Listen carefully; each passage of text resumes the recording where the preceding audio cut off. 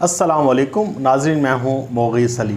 नाज़रीन, पाकिस्तान तहरीक इंसाफ के अहम तरीन रहनुमा जहांगीर तरीन साहब को लेकर बड़ी ही इस वक्त मीडिया में डिबेट जारी है और बड़े बड़े दावे भी सामने आ रहे हैं।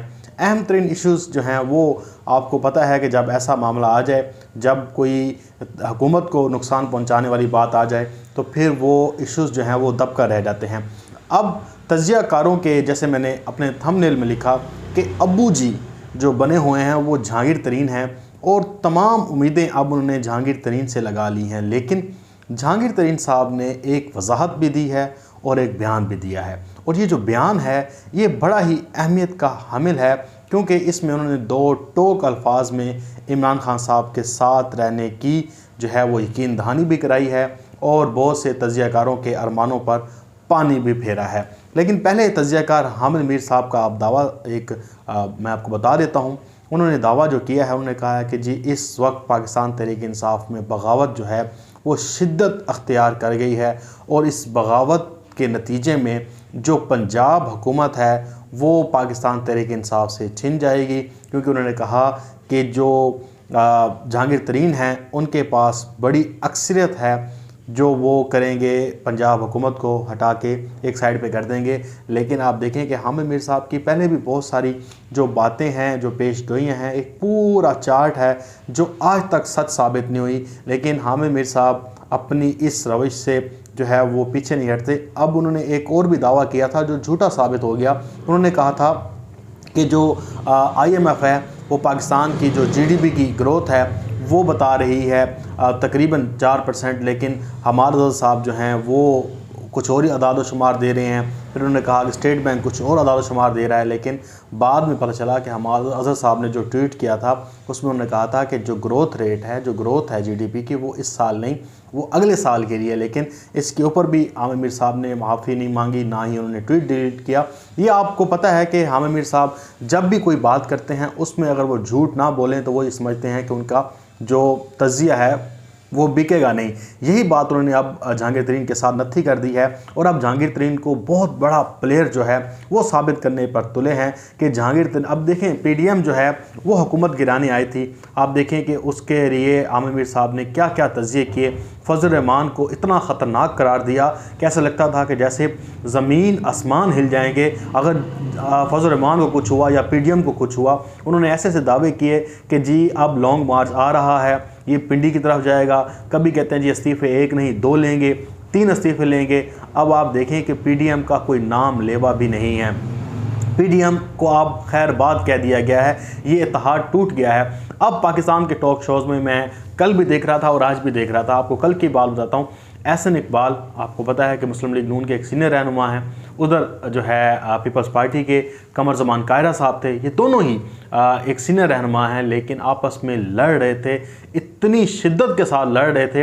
अगर यही मामला अगर आप यूँ देखें कि यही मामला तहरीक इंसाफ या जहांगीर तरीन का होता, वहाँ पे PDM की जगह पाकिस्तान तहरीक इंसाफ होती, तो इन दोनों के जो बयानात थे इसको फ्लैश करके मीडिया में दिखाया जाता कि एक दूसरे को ये कैसे पड़ गए हैं। वहाँ पे इतनी शिद्दत के साथ लड़ाई हुई, लेकिन कोई बात करने को तैयार नहीं है। किसी ने ये बात नहीं की कि पीपल्स पार्टी और नून लीग एक दूसरे का गिरबान फाड़ रहे हैं।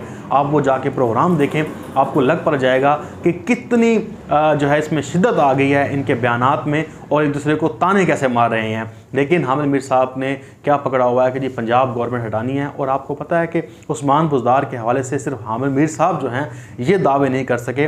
पाकिस्तान के तमाम तज्ज़ियाकार उन्होंने आखिरकार उन्होंने माफ़ी मांगी। उन्होंने कहा कि जी तौबा है जी, अब अगर हम उस्मान बुज़दार का नाम लें, जब भी उस्मान बुज़दार का नाम लिया है इमरान खान साहब ने उन्हें बुला के कहा है कि शाबाश बेटा तुम काम करो, ये बातें चलती रहेंगी। कभी कहा कि ये एस्टेब्लिशमेंट का प्रेशर है, कभी कहा कि ये नाअहल हैं, कभी कहा कि इमरान खान साहब नाराज़ हैं, और ना जाने कितनी कितनी बातें करते रहे। अब ये जहांगीर तरीन साहब को लेकर पाकिस्तान के आज हर टॉक शोज़ पर यही बात हो रही थी कि जहांगीर तरीन कितने पावरफुल हैं, कितने MPs उनके पास हैं, कितनी उनके पास पावर है, कितने लोग तहरीक इंसाफ को छोड़ के जा रहे हैं। तो नाज़रीन, ये इतना आसान जो है वो दिखने में नज़र नहीं आ रहा। पाकिस्तान की जो सिटिंग गवर्नमेंट है तहरीक इंसाफ, कोई भी सिटिंग गवर्नमेंट होगी उसे कोई भी नहीं छोड़ेगा ऐसे वक्त में जब वो हुकूमत में होती है। तमाम लोगों को पता है कि जब हवाएं तब्दील होती हैं तब कुछ बातें बनती हैं। लेकिन अभी जहांगीर तरीन साहब ने जो बयान दिया है मैं आपको वो बताता हूँ। एक तो उन्होंने वजाहत की है, एक मीडिया हाउस ने भी ये खबर चलाई और कहीं पे प्रिंट भी हुई। उन्होंने कहा कि जो यूसुफ गिलानी साहब हैं उन्होंने जब इलेक्शन लड़ना था उस वक्त वो जहांगीर तरीन का जहाज़ इस्तेमाल कर रहे थे। लेकिन आज जहांगीर तरीन साहब ने इसकी वजाहत की। अब देखें, वजाहत वही करता है कि जो चाहता है कि मामला सही रहें। बाकी लोग वजाहत नहीं करते बल्कि कहते हैं टेंस माहौल रहे। तो जहांगीर तरीन ने कहा कि देखें जी, वो जहाज़ जो था वो मखदूम अहमद महमूद का था। आपको पता है कि मखदूम अहमद महमूद जो हैं वो साबिक गवर्नर भी हैं, पीपल्स पार्टी के अहम रहनुमा भी हैं और उनका रीमिया खान में जुनूबी पंजाब में काफ़ी असर रसूख भी है और एक बम प्रूफ जो है वो गाड़ी लेकर चलते हैं। मैं ख़ुद उन्हें बज़ाते जानता हूँ, मखदूम अहमद महमूद साहब को। तो उन्होंने कहा कि उनका जहाज़ है और ये बात सच है। उनकी इतनी ज़मीनें हैं, मैं आपको ये बिल्कुल जो है फैक्ट्स की बुनियाद पे बता रहा हूँ कि उनकी जो ज़मीनें हैं उनको जो स्प्रे किया जाता है वो भी जहाज़ों के ज़रिए किया जाता है। इतनी ज़्यादा ज़मीनें हैं इन लोगों की, क्योंकि ये यहाँ के लैंडलॉर्ड हैं और काफ़ी अरसे से यहाँ पे मौजूद हैं, इनकी ज़मीनें हैं, सब कुछ है। तो यूसुफ गिलानी साहब भी उनके साथ ताल्लुकात हैं, पीपल्स पार्टी के हवाले से भी उनके ख़ानदानी ताल्लुकात भी हैं। तो जहांगीर तरीन साहब ने कहा कि जनाब वो जहाज़ मेरा नहीं था, वो मखदूम अहमद महमूद का था और उस जहाज़ में यूसुफ गिलानी साहब सफ़र करते रहे। लेकिन इस खबर को लेकर बताया गया कि जहांगीर तरीन का जहाज़ इस्तेमाल होता रहा, जो इमरान खान साहब को नापसंद हुआ, इमरान खान साहब को गुस्सा आया, फिर इमरान खान साहब ने कार्रवाई करने का फ़ैसला हुआ। लेकिन ऐसा बात नहीं है, ऐसी बात बिल्कुल भी नहीं है।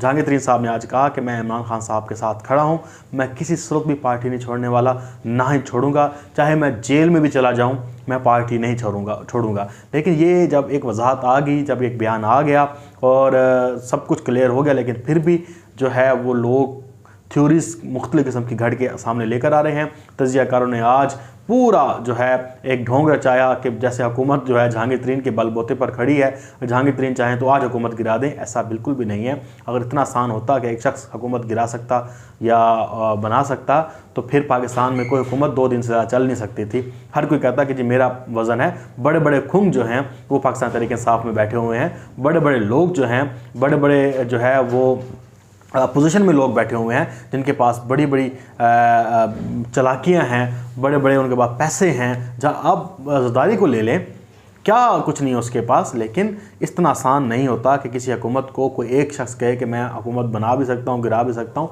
लेकिन हमारे तजियाकार जो हैं उन्होंने इस वक्त जहांगीर तरीन को अपने अबू जी बनाया हुआ है और वो समझते हैं कि उनकी जो PDM की ख्वाहिश थी, जो PDM पूरी नहीं कर सकी, वो जहांगीर तरीन करेंगे। लेकिन जहांगीर तरीन साहब कह रहे हैं कि वो इमरान खान साहब के साथ खड़े हैं। लेकिन इसके साथ साथ हुकूमत ने भी जो है वो जहांगीर तरीन से हट कर भी कार्रवाई शुरू कर दी हैं, सट्टेबाज पकड़े हैं। सट्टेबाजों का अगर आप पूरा रिकॉर्ड पढ़ें, देखें किस तरह से रमज़ान मुबारक में चीनी की प्राइस हाई होनी थी, ये तो बड़ा जल्दी ही पकड़ा गया सट्टेबाज। नहीं तो भाई वहाँ पे तो सट्टे लगे हुए थे, 100 से ऊपर ये रेट जाना था, 120 तक जाना था। लेकिन हुकूमत ने इस पे काबू पाया और सट्टेबाजों ने राज भी उगलना शुरू कर दिए हैं। और 25 से 26 ऐसी जगहें थी जहाँ पे छापे मारे गए थे। बड़ा ये कार्रवाइयाँ होती रही हैं जो अभी तक हमारे मीडिया में सही तरह से हाईलाइट नहीं हुई कि किस तरह से सट्टेबाज पकड़े गए, FIA कहाँ कहाँ पहुँचा, कहाँ कहाँ से रिकॉर्ड लिया, व्हाट्सएप की स्क्रीनशॉट्स कहाँ से लिए, कहाँ से रेट तय हो रहा था, ये सट्टेबाज कर रहे थे। ये सब कुछ FIA के पास है। अब खुसरो बुख्तियार जो हैं वफाकी वज़ीर है, उनके भाई को भी नोटिस कर दिया गया है, उनको भी बुलाया गया है, जो पंजाब में वज़ीर ख़जाना है। तो हुकूमत जो है ये लेबल नहीं लगाना चाहती कि सिर्फ जहांगीर तरीन के खिलाफ ही कार्रवाई हो रही है, लेकिन हो रही है सबके खिलाफ। ये बात नहीं है कि अगर कहें जहांगीर तरीन के खिलाफ नहीं हो रही। और जहांगीर तरीन साहब के पास इस वक्त मौका है, वो जो हैं रसीदें दें, चीज़ें क्लियर करें और बस अपना खाता क्लियर कर लें और ज़्यादा बयानबाजी भी ना करें और ज़्यादा धमकाए भी ना।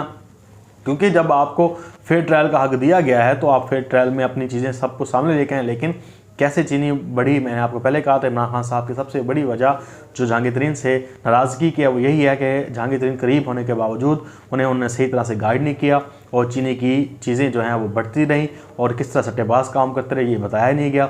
जब इंक्वायरीज़ हुई तो फिर पता चला कि जनाब ये तो 2-2 खाते हैं शुगर मिलों के, एक खाता जो सरकारी रिकॉर्ड में होता है, दूसरा खाता इन्होंने अलग से बनाया होता है। वो क्या होता है वो आपको पता है कि सारा मिलजुल के काम होता है और उसमें स्टॉक कहाँ जाता है, घर में पड़ा रहता है, हाथों हाथ बिक जाता है। ये इतनी पेचीदगी हैं कि आम आदमी समझ नहीं सकता कि ये कितने बड़े जो है डाकू हैं, किस तरह से मैनिपुलेट करते हैं मार्केट को, किस तरह से चीज़ें बेचते हैं। स्टॉक आपके घर पड़ा होता है, कागज़ों में आपने बंदों के नाम बेच दिया और पता नहीं चला। हुकूमत को पता चला कि मार्केट में 2000 बोरियां आ गई हैं, 2000 बोरियां शुगर मिल में पड़ी होती हैं। इतनी बड़ी वारदातें डालते हैं। अब D8 कॉन्फ्रेंस थी वर्चुअल, इमरान खान साहब ने आज वहाँ पे खिताब किया, इसको लेके आना चाहिए था। इमरान खान साहब ने कहा कि जनाब ये तो गरीब ममालिक हैं, इनको टेक्नोलॉजी भी दें, इनको आप सहूलतें भी दें ताकि ये वैक्सीन अपनी खुद बना सकें। इस कोरोना वबा ने तो लोगों के रोज़गार छीन ली हैं, बेरोज़गारी बढ़ा दी है, तो उसके ऊपर आज कोई बात नहीं कर रहा कि ये डायनामिक क्या है, मसले क्या हैं, चीज़ें महंगाई क्यों हो रही है, बेरोज़गारी क्यों बढ़ रही है, कोरोना से कितना मईशतों को नुकसान पहुंचा है, पूरी दुनिया में कितनी अफरा तफरी मची है, लेकिन इस पर कोई बात नहीं करेगा। आज इमरान खान साहब फिर छाए हुए थे। उन्होंने D8 कॉन्फ्रेंस में खिताब जब किया तो पूरी दुनिया ने सुना। D8 आपको पता है कि एक ग्रुप है मुख्तलिफ ममालिक का, जिसमें तरक्की पजीर ममालिक आते हैं। तो वहाँ पर इमरान खान साहब ने कहा कि ये गरीब ममालिक को, जो अमीर ममालिक हैं, ये वैक्सीन की पैदावार बढ़ाएँ। अब WHO तो कह चुका है कि ये कितनी बड़ी नाइंसाफ़ी है कि बहुत से ममालिक ऐसे हैं जिनको अभी तक वैक्सीन मिल ही नहीं सकी। ये एक नाइंसाफ़ी का मेयार है, दोहरा मेयार है। तो अब नाज़रीन आप देखें कि सारा कुछ ये आपके सामने है। अभी जो मैंने आप तक चीज़ें पहुंचाई हैं, फिलहाल इतना ही। इंशाल्लाह आपसे फिर एक नई वीडियो मुलाकात होगी। अपना बहुत सारा ख्याल रखिएगा। अल्लाह हाफ़िज़। पाकिस्तान जिंदाबाद।